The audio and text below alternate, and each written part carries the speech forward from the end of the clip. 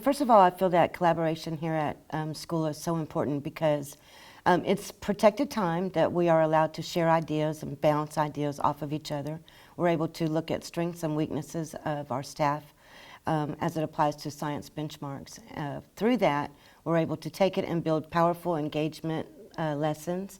It's powerful because we're able to look at what someone knows and the gaps that we're needing to bridge. We plan it in PLC and then we implement it in the daily classroom.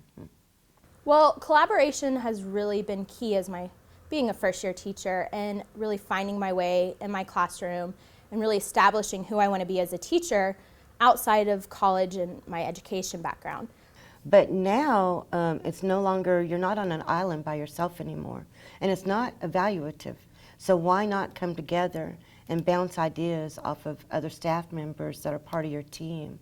It is a protected time. You do get some wonderful ideas from other people at the table, and sometimes they see problems differently.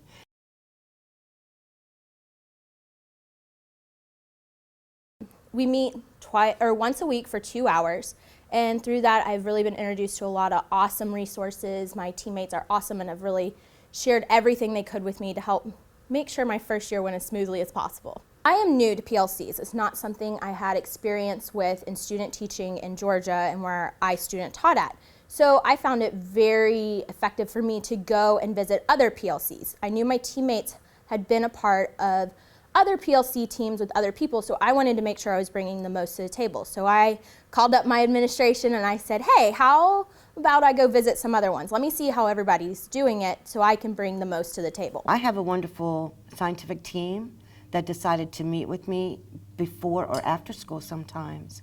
And many times we meet 3 times a week to accomplish what we need to. And it shows in scores.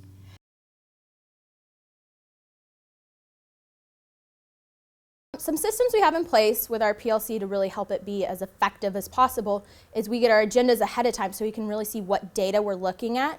So we can each bring our own to the table and say, well, I noticed this question on this science assessment really tripped the kids up.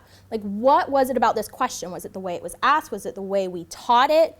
And we were really able to problem solve within that for our next unit and for next year when we're reteaching the content again.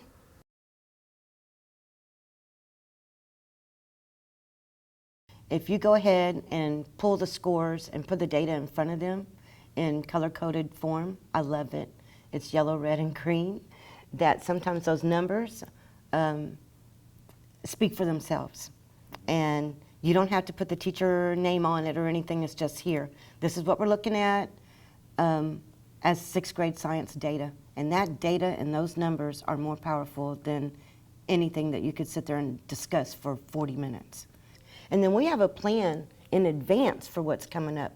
We're no longer on the rat race of catch up, pre-test, post-test, mini lessons, APs, all that. It's planned from the get-go.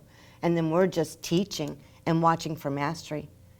It has made such a huge difference.